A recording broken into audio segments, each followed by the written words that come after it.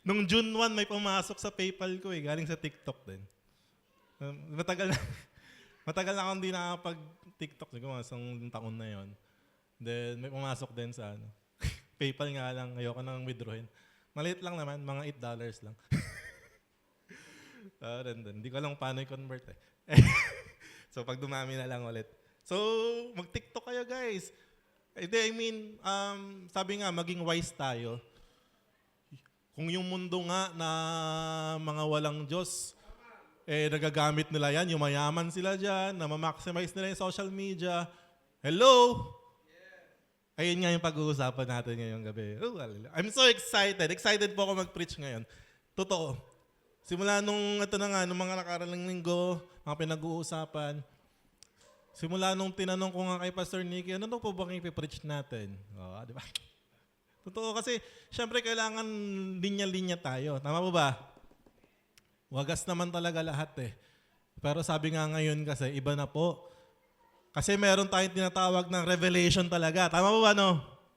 Same verses, same naman yung mga nakikita natin. Pero ngayon kasi, grabe mangusap ang Diyos. Woo! Amen. Sino pong ready nang makinig ng salita ng Diyos ngayon? So ito pong pag-uusapan natin is very essential for us.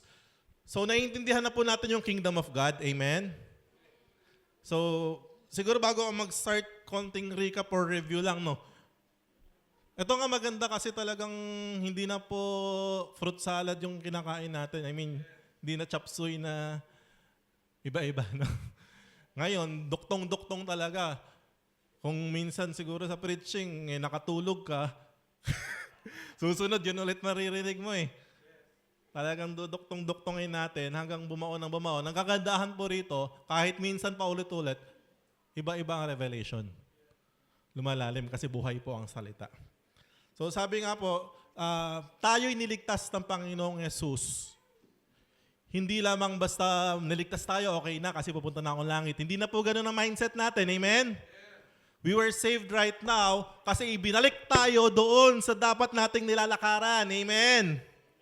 Ano yon? Yung original design ng God for us. So ibinalik tayo. Ngayon, sabi nga, ano namang mga pag-aaralan na natin? Ay, napakarami nga pala talaga. So ngayong gabi, part 1, Sunday, part 2. Grabe na nga ngayon kasi ang bilis, sobrang bilis. Sa isang isang verse, talaga mangungusap si Lord. So ngayon, ang pag-aaralan po natin, ang title po nito is Knowing Your Rights in the Kingdom of God. Series ko po yan. Kasi sa dami, alam mo, ang nangyayari po kasi ngayon, sabi nga, my people are destroyed for lack of knowledge. Sa Pilipinas lang, awang-awa ako ngayon eh. Binababoy nila yung batas, binababoy nila yung konstitusyon, yung saligang nakakagigil. No? Kaya tayo pala nakaka-relate. Kasi itong pinag-uusapan natin is a government. Amen? Ito, we're not talking about religion. Kingdom of God is a government. And you are a citizen of the kingdom. Amen?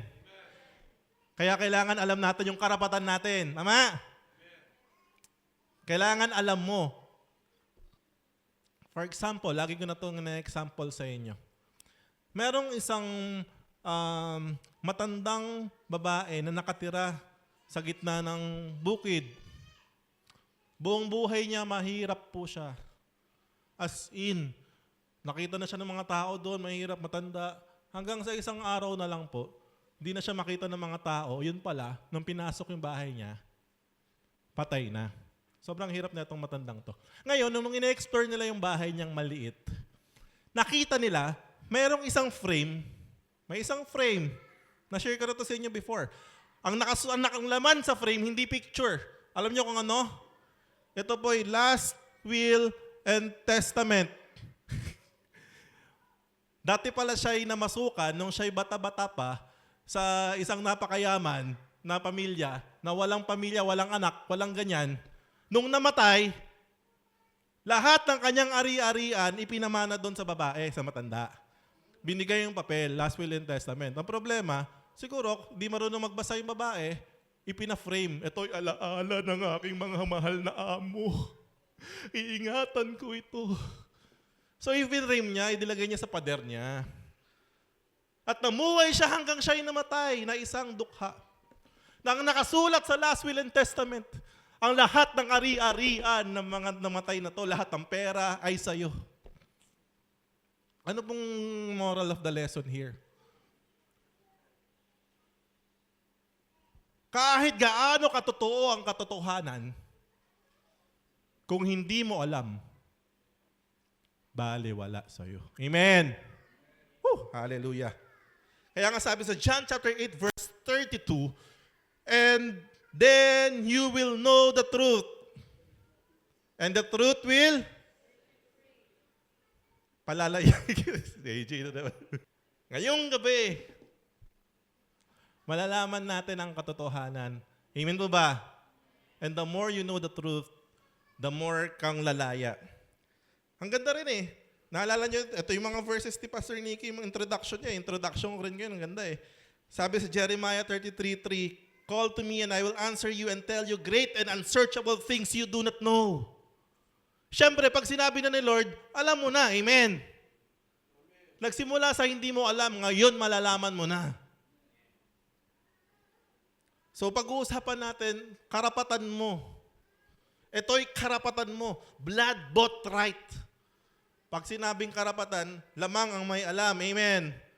Kaya yung mga politiko, yung mga oligarko, ayaw nilang nalalaman ng mga taong kanilang karapatan. Tama? Ayun ang mindset ng mga oligarko. Gusto nila lahat, hindi nila alam karapatan nila. Puro ayuda-ayuda lang. Tama? Gusto ng mga yon na masanay lang yung mga tao sa mga katiting ng mga ayuda lang. Yung mga pitsi-pitsi na ano lang. Pero ngayon, hindi lang ayu-ayuda ang malalaman natin. Amen po ba? Ang karapatan mo bilang isang anak ng Diyos. Ayan po pag-aaralan natin. Your rights as a child of God. Amen? Let's all bow our heads. Let's all pray. Father God in heaven, Lord, marami pong salamat, Panginoon, sa iyong wagas na presensya na idinako sa lugar na ito. Salamat, Lord, for sustaining us, God, the whole week. Andito na naman kami, Lord, nagre-recharge sa iyong presensya, sa iyong mga salita. Bumababad na naman kami, Panginoon, upang malaman na naman namin ang mga katotohanan na kailangan naming malaman upang may apply po namin sa aming mga buhay sa araw-araw, Panginoon. The more we know, the more malakas po ang bawat isa, the more na mas malaya, Panginoon, at the more na mas ma-implement sa buhay ng bawat isa. Lord, ihanda niyo, Panginoon, ang puso ng bawat isa. Tanggalin mo ang anumang mga sumasagabal sa isipan ng mga kapatid kong ito upang hindi mapakinggan ang iyong salita sa mga sandaling ito. Tago niyo po ako sa inyong likuran. Holy Spirit, use me, O God, kayo makita, kalulhatian mo lamang ang mahayag, O Diyos. Sa inyo po lahat ng papurit pagsamba. Sa pangalan ni Jesus. Amen. Hallelujah. Isa sa napakagandang ginawa ng Diyos sa atin bilang mga citizen niya. Kaya nga maganda sa kingdom of God eh. Citizen na tayo, anak pa tayo. Amen? Anak tayo ng Diyos, tatay natin hari. Hallelujah. Naniniwala ka bang anak ka ng Diyos? Okay, tingnan natin.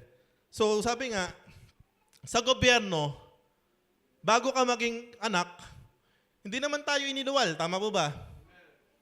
So, pwede yun eh. Kahit hindi ko iniluwal yung isang bata, pwede ko siya maging anak. Tama po ba? Sa paanong paraan? By legal adoption. So, para tayo maging legally anak ng Diyos, merong mga legal requirements. Amen? So, let's talk about the legal requirements. Sabi sa John, chapter 1, verse 12. Ito, maganda to. Huwag kayong kukurap dito sa mga verses ang sasabihin ko sa inyo. Dalawa lang yan. Sabi sa John 1:12, yet to all who did receive Him, to those who believed in His name, He gave the right to become children of God. So my question is, do you receive Jesus? Do you receive Jesus?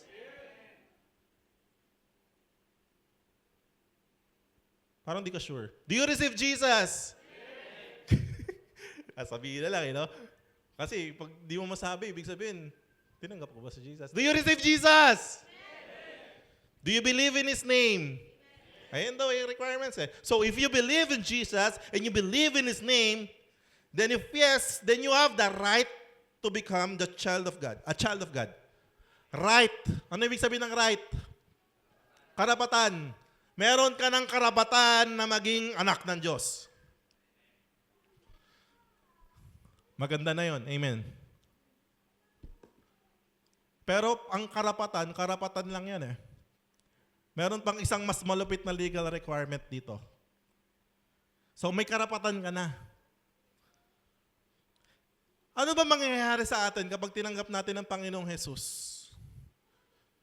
Ang banal na spirito ay mananahan sa atin. Tama po ba? Banal na spirito na ang mangunguna sa atin. Kaya nga, ang ganda ng mga discussion namin pag Tuesday, attend po kayo. Agad pero okay lang kasi dinidiscuss rin naman namin dito. Tama ba? Mga nauuna lang. Sabi dito, alam mo, imposible talagang lumakad sa eternity, lumakad doon sa original na design ng God. Ito nga totoo eh, alam nyo, hindi po mahirap maging Kristiyano. Imposibleng maging Kristiyano. Tandaan niyo po hindi mahirap maging Kristiyano, imposibleng maging Kristiyano. Dahil imposibleng maging Kristiyano nang walang banal na spirito. Amen? Without the Holy Spirit, niloloko mo lang sarili mo. Kami, maloloko mo. Katabi mo, maloloko mo. Magmukha ka lang mabait. Magmukha ka lang na wala kang ginagawang masama. Mukha ka ng Kristiyano tama po ba? Pero ang Diyos never mong maloloko. So isa sa sure na indication na tinanggap mo si Jesus ay meron ka ng banal na spirito. Nag-manifest, nangunguna. Amen. Sabi, the Holy Spirit is the seal. Sabi, seal a guarantee. Tinatakan tayo ng banal na spirito. Ngayon, sa verse na yan, we have the right. Now, tingnan nyo tong verse na to. Sabi po sa Romans 8:14, for those who are led by the Spirit of God. Hey! Kaya binigyan ko ng emphasis yung Spirit kanina Kung sino mga Spirit, siya talaga yung tumanggap kay Jesus Because for those who are led by the Spirit of God, kanina may karapatan ka na. Ngayon, they are the children of God. Not just right na. Tanggap mo si Jesus, may karapatan ka na. Now, let the Holy Spirit manguna sa'yo, dwell in you, live by the Holy Spirit, kayo, ikaw. So ang question ko, are you being led by the Spirit of God? Pinangungunahan ka ba ng Espiritu ng Diyos? If yes, then you are the child of God. The, definite article. The. Meron ba akong kasamang mga anak ng Diyos dito? Thank you Lord sa mga kumpiyansa na sumasagot. Meron pa bang kasamang anak ng Diyos dito? Amen. Huwag mong pagdudahan. Ay, naku po. Huwag mong pagdudahan. Pagdudahan mo lang yan pag wala kang spirit. Ito ulitin ko sa inyo. Malalaman nyo kung gaano ka-importante yung Holy Spirit sa pagiging anak natin. Kapag hindi ka sure, magdududa ka, hindi spirit ang nangunguna sa'yo. Sunod-sunod natin. Now, anak ka na ng Diyos, you are not a slave. You are not a slave. Hindi ka na alipin. Sunod-sunod po yung verse na yan sa Romans 8. Sabi sa verse 15, the Spirit, kaya binibigyan ko po ng din kanina, the Spirit you received does not make you slaves, so that you live in fear again. Rather, the Spirit you received brought about your adoption to sonship. Ito po yung sinasabi natin kanina. Yes, hindi tayo nilawal, but through the Spirit, ito naging daan sa atin para maging legally adopted na maging anak ng Diyos. And by Him we cry, Abba, Father. Hallelujah. Abba, Father, have your way. Ano pong ibig sabihin ng Abba? Father. Abba is a Hebrew for father. Ito po ay term of endearment. Parang pa, dad, tay. Parang ganyan. It signifies closeness. Hallelujah. Tay, we can cry out, Abba Father, hallelujah.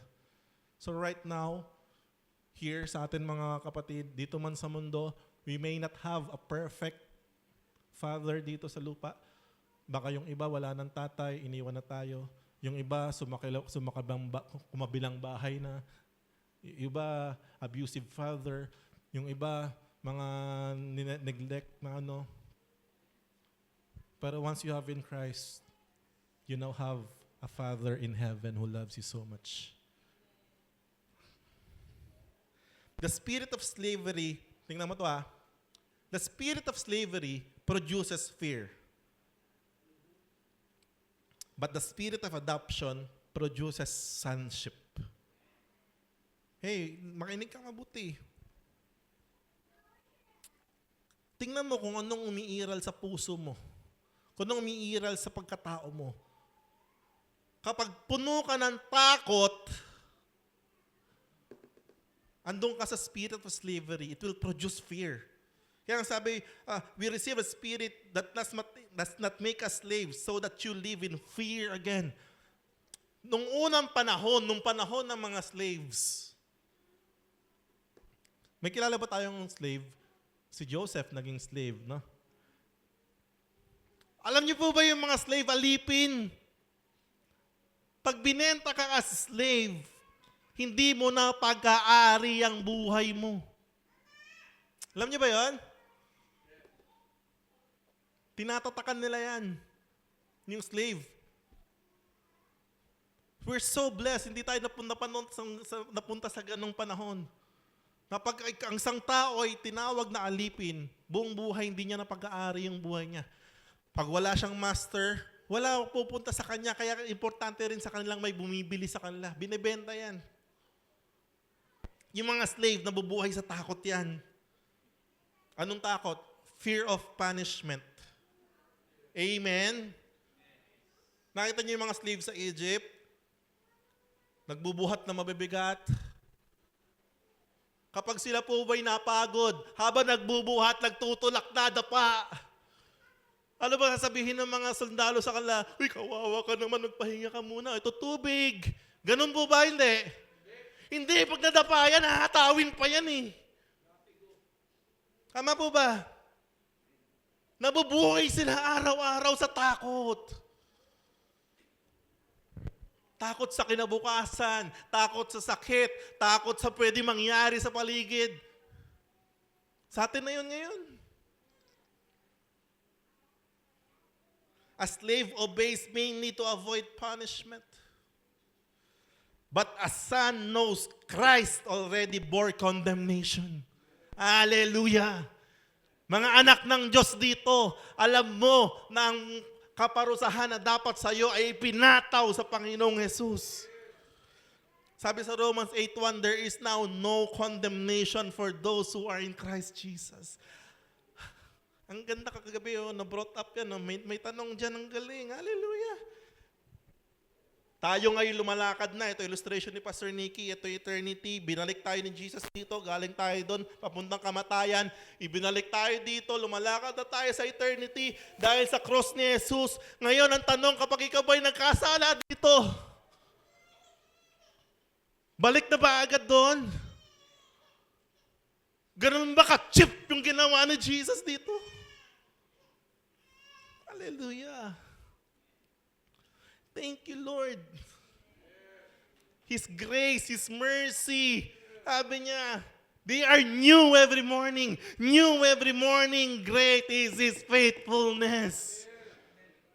Kaya nga yung mga totoong lumalakad dito, hindi nagpapatuloy sa kasalanan. Yes, nagkakamali, paminsan-minsan, nadhatapa, paminsan-minsan, pero bumabangon, sabi, the righteous fall 7 times, but he rise up again. Thank you, Lord. Ano pa? Slave, they have a fear of abandonment. Mahirap para sa isang alipin ang biglang iniwan ng kanilang master. Hey, ang mga slave na walang master, sabihin ko po sa inyo, hindi sila malaya. Akala nyo malaya na yung slave pag walang master? Hindi po. Dahil ang mga slave, pag walang master yan, pinapatay, inaabuso. Slaves can be discarded. Pag nagsawa yung master dyan, tatamad-tamad ka, akala ba natin, simple lang, di ba tayo nagtaka, bakit kayo mga alipin, no? Di na lang sila tumakas. Nasa bukid lang naman sila, nag-aararo, nagtatanim, malaya sila. Bakit hindi sila tumatakas? Dahil wala silang pupuntahan. Walang tatanggap sa kanila, maniwala kayo. Kaya kahit hirap na hirap sila doon sa kanilang master, sila yung nagtsatsaga. Totoo. Takot sila na maiiwan sila. Slaves can be discarded, but sons belong to the family. God does not cast away His children. Sabi ni Jesus, and I gave them eternal life, and they shall never perish. Neither than, ano sabi? Anyone can snatch them out of my hand. Thank you, Lord. Mahal ang ibinayad sa atin para bitawan muli ni Jesus. Hallelujah. Kaya nasabi niya sa Hebrews 13:5, I will never leave you. I will never forsake you. Grabe yung ininda ng Son. Grabe yung ininda ng Son ni Jesus. Dahil sa krus, sabi niya doon, Father, why have you forsaken me? For the first time, ininda ni Jesus yung separation sa Father. Lagi yun magkadikit eh. Totoo, Father and Son. That is the first time. Nung nasa krus ng Kalbaryo siya, iniwan siya ng Diyos, sinayaan na bumagsak yung mga parusa para sa kanya. And he cried out, Father, why have you forsaken me? Alam mo bakit? Para tayo ngayon masasabi natin, Lord, you will never forsake me, you will never leave me. Tandaan yan because we are now sons and daughter of God. Thank you, Lord. Ano isa pa? Ano pang takot neto mga slaves? Fear of death. Slavery to fear includes bondage to death. Alam mo yung mga slaves, hindi silang tinuturing na tao.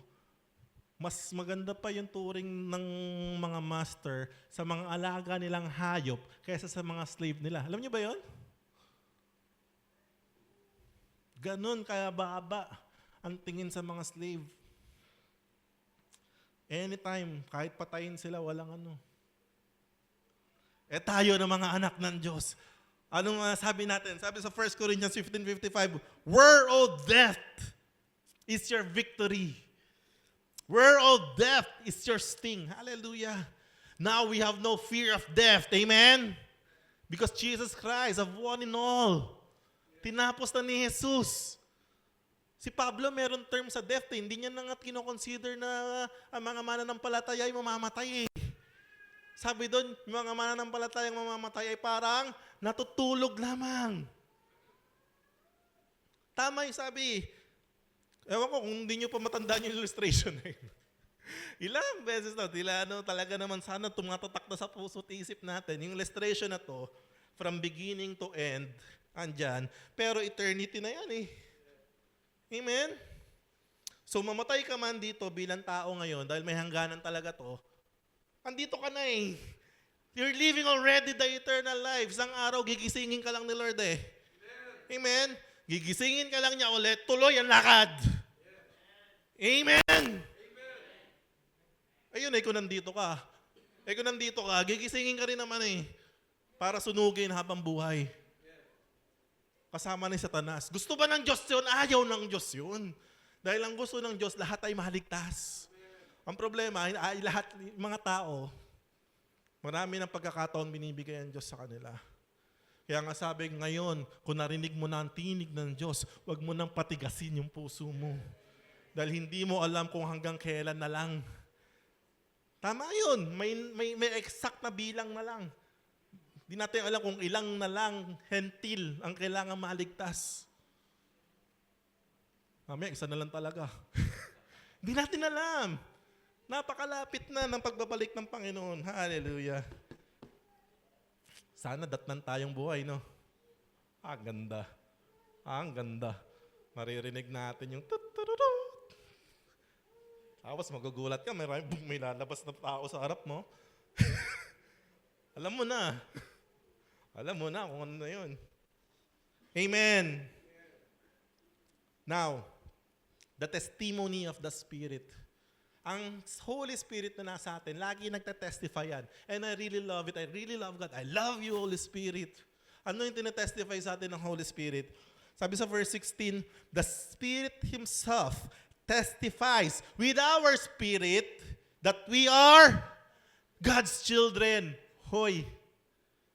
The Spirit, the Holy Spirit that you have, yung mga panahon na pinagdududahan mo na kung sino ka, yung mga panahon na pinagdududahan mo kung mahal ka pa ba ng Diyos, kung may mangyayari pa ba sa buhay mo, yung mga panahon na gusto mo nang sumuko, yung mga panahon na di mo na alam ang mangyayari, the Holy Spirit will testify to you, hoy, anak ka ng Diyos. Totoo. Hindi, pastor, di ko naririnig yun. Kasi nga, hindi ka talaga sanay makinig sa Holy Spirit. Plain and simple. Kaya nga, we encourage everyone. We encourage everyone na mag-dwell sa presensya ng Diyos araw-araw. Sanayin natin yung sarili natin sa boses ng banal na Spiritong nasa atin. Whew. Kasi yung mga moment ng kabigatan, yung mga moment ng mga matitinding pagsubok, mga matitinding battle, mga matitinding spiritual battle, walang ibang talagang aagapay sa atin kundi yung banal na Spiritong nasa atin.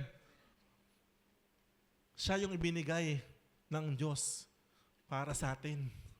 Alagaan tayo, comfort us, comforter, counsel us, counselor, sabihin yung truth, reminder ng mga promises ng God. At isa sa lagi sinasabi sa atin, anak ka ng Diyos. So bilang anak ng Diyos, ito na, bilang citizen of the kingdom of God. Now, sinasabi ng Spirit na tayo anak ng Diyos. So kung anak tayo ng Diyos, teka lang dito, sino yung gusto ritong, kahit sa pangarap lang sino rito yung gusto maging anak ni Elon Musk? Anak ng hari ng Dubai. Hindi totoo, yung yung wild lang, no? Bakit ba ako dito sa pamilyang to pinanganak? Pwede naman dun sa pamilya ng mga Zobel. Yung mga tipong gumigising sa isang araw na hindi problema pera. Na pag may gusto anytime. Parang mga anak ni Pacquiao. Diba? Yung sarap siguro sa pakiramdam, pero ganun talaga.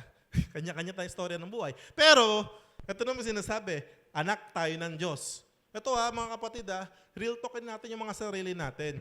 Ito na yung tinatawag na faith Kailangan natin ng faith na dito Ito yung tanong nga kahapon Kailangan pa ba natin ng faith sa kingdom? Yes, definitely. Tama? Faith na paniwalaan lahat ng mga pangako ng Diyos, mga salita niya. Faith na malaman na totoo na namumuhay tayo sa kingdom ng God. Faith na talagang malaman na anak ka ng Diyos. Hey, naniniwala ka na ba na anak ka ng Diyos? Oh, now, sabi doon, kung anak ka ng Diyos, we need to have faith to believe that we are heirs of God. And co-heirs with Christ. Order. Heirs. Tagapagmana.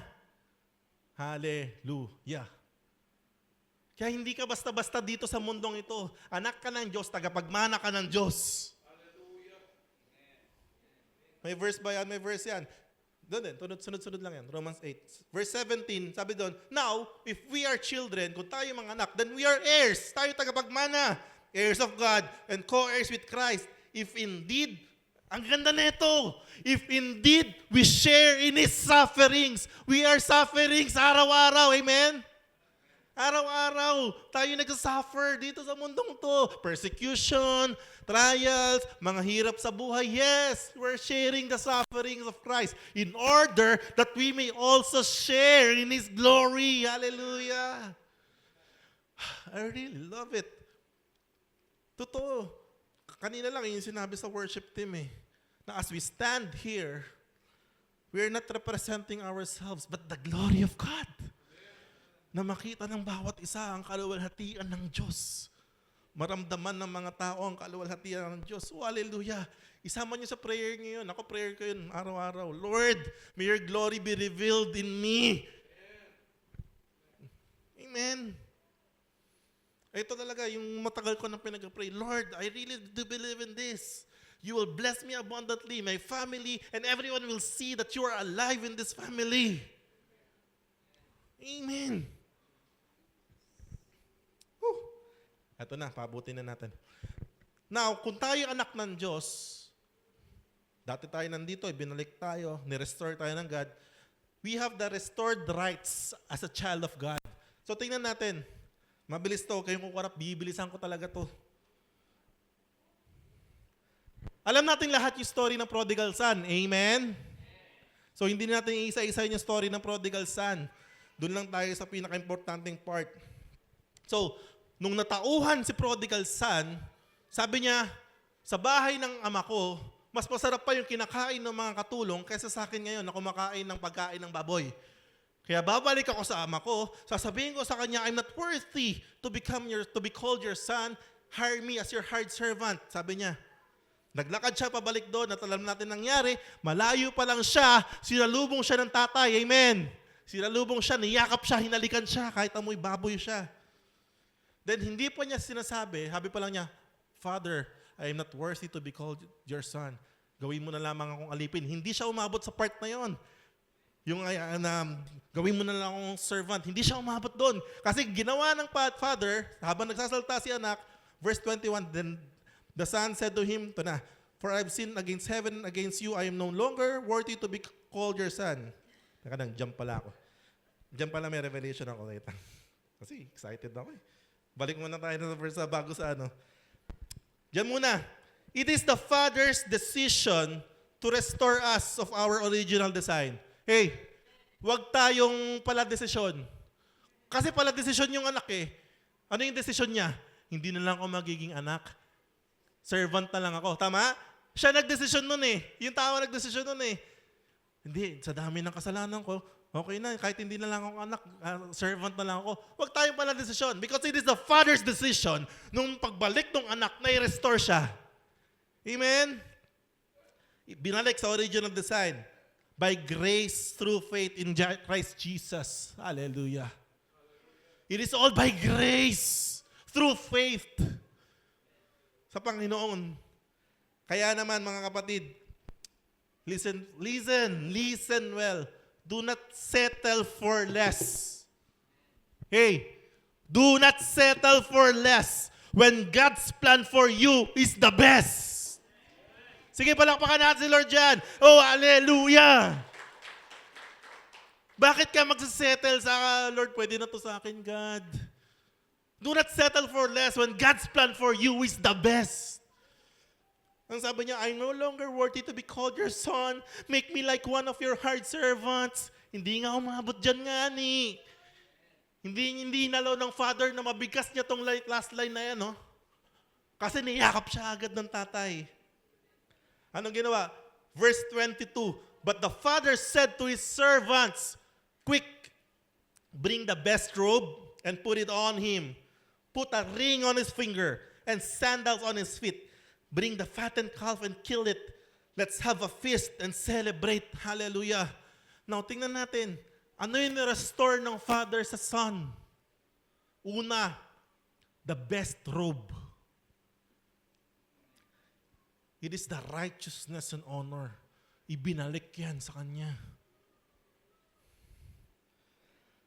The father did not lecture the son first. pagbalik ng anak sa mga tumanggap sa Panginoong Hesukristo, alam naman ng God yung, ay nako, wala tayong matatago sa Diyos. Amen? The Father did not first lecture the Son. Kinover na muna. Quick! Merong sense of urgency eh. Quick! Ilagay sa kanya yung best robe. Hindi ito ang anak ko. Mabaho. Madumi. Quick! Bring the best robe. It's a restoration of dignity. Hallelujah. Can you imagine yung anak kumakain na lang ng pagkain ng baboy?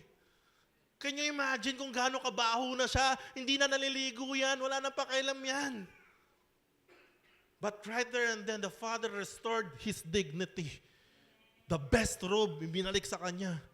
I do not deserve this. Wag kang panadesisyon. Anak kita. Covering of shame. Yung hiya, righteousness given by grace. We receive a gift called righteousness. The son came home dirty, broken, and expecting to be treated as a servant, but the father called him as a son. Hallelujah. Grabe. May verse ba tayo dyan, Pastor, na yung robe na yan is righteousness? Yes. Maraming verse dyan. Ito yung dalawa. Sabi sa Isaiah 61:10, I delight greatly in the Lord. My soul rejoices in my God. For He has clothed me with garments of salvation and arrayed me in a robe of righteousness. Hallelujah. So right now, ano mang sabihin sa'yo ng mundo, oy, makasalanan ka. Oy, hindi ka karapat-dapat sa kaharian ng Diyos. No. Tinanggap ko ang Panginoong Yesus. Ako isang anak na ng Diyos. The righteousness I have right now, hindi righteousness ko yan. Righteousness ng Diyos yan. Hallelujah. It is a gift called righteousness. Tingnan mo. Sabi sa 2 Corinthians 5:21, God made Him who had no sin to be sin for us, so that in Him we might become the righteousness of God. Si Jesus na walang alam na kasalanan. Si Jesus na walang ginawang kasalanan. Ginawang kasalanan para sa atin. Namatay para sa atin. Upang tayo na walang ginawang righteousness, hindi karapat-dapat, ginawang righteous ng Diyos sa pamamagitan niya. Ayun yung tinatawag na beautiful exchange. Kawawa talaga. May Old Testament pa lang, madaming picture na yan. Yung mga tupa na inihain, kailangan blameless, spotless. Mga walang kamalay-malay na tupa. Bago yan patayin, yung kamay no maghahain, nilalagay sa ulo yan. Tapos gigilitan. Para yung kasalanan nung naghahain, mapupunta doon sa walang kamalay-malay. At yung niya, mapunta sa'yo. Thank you, Lord. Thank you, God. Sabi sa Romans 5:17, for if by the trespass of the one man death reigned through that one man, how much more will those who receive God's abundant provision of grace and the gift of righteousness reign in life through the one man, Jesus Christ. Hallelujah. So if you receive the robe of righteousness, you really can reign in this life. Amen? Ito naman yung disenyo ng God sa atin, to reign in this life. So ano pa yung ni-restore? So righteousness robe, the ring. It signifies authority, covenant, and sonship. Quick! Lagay mo yung sing-sing sa kanya. Dali. A ring in their culture often carried the family seal of authority. Sa panahon natin ngayon, uso ang credit card, Visa. Amen? Sa panahon nila dati, yung sing-sing nila na may seal, ayan ang Visa nila. Ayan ang credit card nila. Tatakan lang nila yan. Sisingilin na yun doon sa pamilya nila. Amen?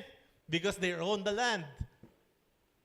They own the land. Pagpunta nung anak doon, ay kunin ko po itong itong malaking tupa na to lutuin ko lang. Uy, bakit sino ka ba? Ito po, tatatakan mo lang yan. Okay, alis. Amen? Signifies authority. Covenant ng ama sa anak. Whatever na meron sa ama, meron sa anak. And sonship. Spiritually, the ring represents restored sonship. Ibinalik. Sabi mo nga sa tabi mo, anak ka ng Diyos. Authority in the family. Covenant relationship and acceptance and belonging. Hallelujah. Grabing mercy at grace ng Diyos, no? Anong kailangan lang? Bumalik ka lang. Amen? Bumalik ka lang. Si Lord bahala sa iyo. Alam mo yung number 1 na ginagawa ng mga demonyo sa bawat mga mananampalataya? Ayun naman yung lalagay sa isip at puso nila. Ka nang bumalik doon. Hindi ka na mahal ng Diyos. Huwag ka magsimba. Hindi ka na karapat-dapat. Hindi ako karapat-dapat. Yan ang bulong ng demonyo sa'yo lagi. Subukan nyo, huwag magsimba ng 2 linggo, 3 linggo. Pang-4 na linggo, ang bulong na sa'yo. Tuloy-tuloy mo na yan. Wala, kita mo, pagpunta mo doon, iko-condemn ka ng mga tao doon. Hanap ka ibang church, hindi ka kilala.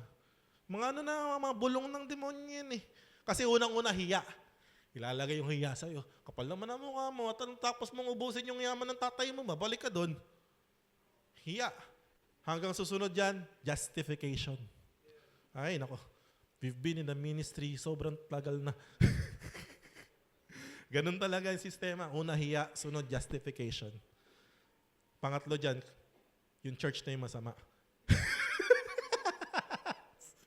Ganun talaga. Kaya huwag niyong hayaan yung mga bulong-bulong na yun. Ay, nako. Balik-balik lang. Ito yung ginawa ng prodigal son. Bumalik lang siya eh. Wala naman siya eh. Tatanggapin na nga niya yung lowest position eh. Ayun din binigyan ng God. Sabi, huwag kang pala desisyon. Anak kita. Amen. Hallelujah. Sabi sa Matthew 16:19, I will give you the keys of the kingdom of heaven. Oh, hallelujah. Whatever you bind on earth will be bound in heaven. Whatever you loose on earth will be loose in heaven. Hallelujah. Whatever spirit is lurking in your family right now, bind it in Jesus' name. You have the authority to bind and to loose. Panginoon, pinapakawalan ko ang supply ng blessing sa pamilyang to. Alam mo, nahiwagaan ako habang ginagawa ko to. Kasi akala ko dati, isang verse lang yan. Magulat-gulat ako nung sinearch ko sa Google, 2 pala. 16:19, saka 18:18. Sabi sa 18:18, truly I tell you, hindi na kontento si Jesus, baka nakalimutan ng mga disipulo eh. Baka nakalimutan ni Pedro eh. Truly I tell you, whatever you bind on earth will be bound in heaven. And whatever you loose on earth will be loosed in heaven. Hindi ka na basta-basta lang eh. Anak ka na ng Diyos eh. The same authority that Jesus has, meron na sa'yo ngayon eh. Oh, kaya nga tama yun eh. We do not beg. We do not beg. We implement, we exercise, we declare. Kaya nga ganun ka-importante na alam mo yung karapatan mo. Kasi yung karapatan mo, ine-exercise yan, yung karapatan. Tama ba? And last, the sandals. 3 yung binigay sa kanya eh. Robe, ring, and sandals. It signifies freedom and restoration.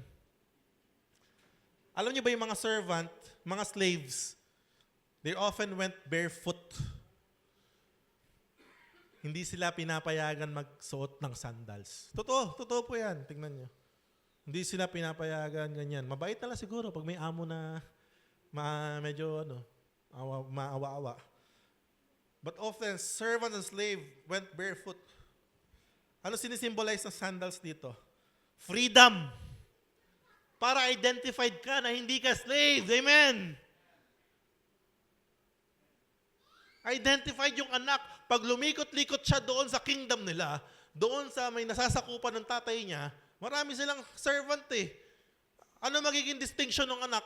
Nakachinelas. Amen? Restoration of position. And a walk restored with the Father. Isa pa, hindi ko nasama dyan. Ang sandals na nirestore sa atin, sabi doon sa may armor of God, yung sandals, fitted with the readiness that comes from the gospel of peace. Yung sandals na yan, it signifies peace. Peace with the Father, peace wherever you are. Totoo, if you're wearing the sandals, hindi ka anuhin dun. Tama ba? You carry the peace, the freedom. Malaya ka na. Hallelujah. Kala natin, simple-simple lang yung pagiging anak natin ng Diyos eh. Hindi.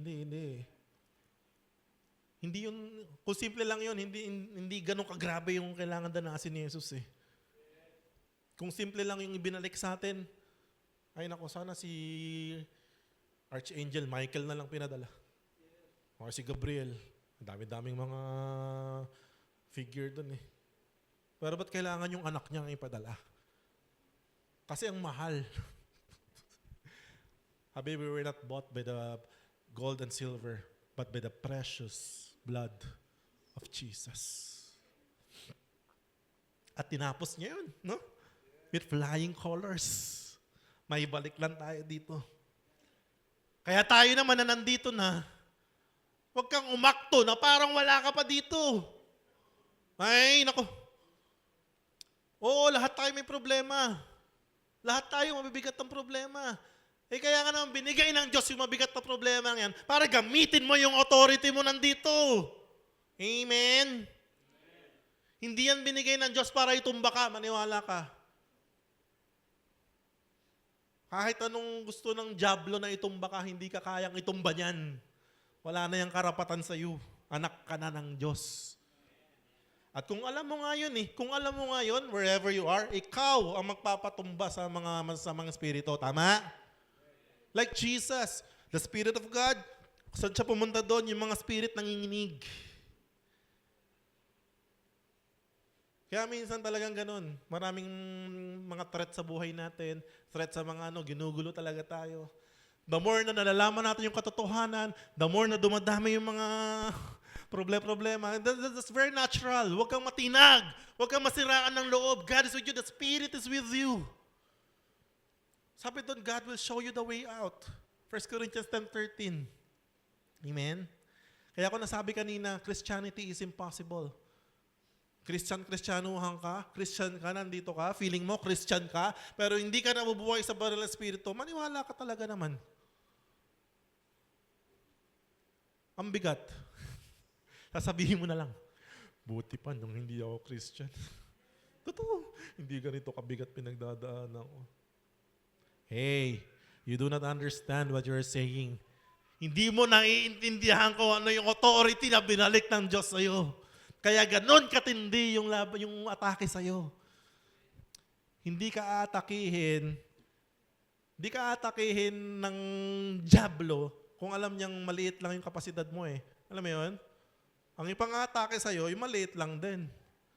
Pero pag malalaki na yung ina-atake sa'yo, kasi nga alam na malaki na rin yung kapasidad mo. Sabi, no weapon formed against you will prosper. Umabot ako sa dulo. It pleases the Father that you have been restored. Amen? Totoo eh. Ay, nako. Dito blessed ako yung last na yung sa part na yan. It really pleases the Father na nalalaman mo na na-restore ka bilang anak. Bakit? Sa paanong paraan? Sabi niya, sa verse 24 ng Luke 15, "For this son of mine was dead and is alive again. He was lost and is found." So they began to celebrate. Totoo. Narinig niyo na ba yung verse na laksa-laksang anghel ang nagdiriwang sa langit? Papalakpakan siguro sila. Woo! Si Erwin, nalaman niya yung katotohanan ngayon. Hallelujah! 1 point! Wala pa sila yung gagawin. Chine-cheer ka lang eh. Hallelujah! Si Omel, alam niya na yung gagawin. Thank you, Lord! Si Erica, alam niya na yung direction niya. Yay! Because you will know the truth. And the truth will set you free. Amen? Ang galing ng katotohanan eh. So in conclusion, now, start exercising your rights and claim what is yours. That's rightfully yours. Paano na natin sabi yan? Dumating si kuya. Ito na. Alam mo, kaya tumakbo yung tatay eh. Kaya niya tinakbo yung tatay eh, nung nakita yung prodigal son eh. Mantakin mo kung yung kuya nakasalubong na una. Hindi nakabalik si prodigal son eh. Tama? Pag yung kuya nakasalubong niya, anong ginagawa mo dito? Kapal naman ang mukha mo. So nalaman ng kuya, sabi niya, malayo pa lang daw yung kuya, naririnig niya. May nagpa-party sa kanila. Tinanong yung girl, anong mayroon sa bahay? Yung kapatid mo bumalik. Pinapatay nga yung pinatabang guya eh. Doon sa mamaloob ng kuya. Ang tagal-tagal ko gustong tirahin yung matabang guya na yan. Bumalik yung suwail na kapatid ko, pinakatay. Kaya ayaw pumasok, nagmamaktol sa labas. Kaya nilabas siya ng tatay.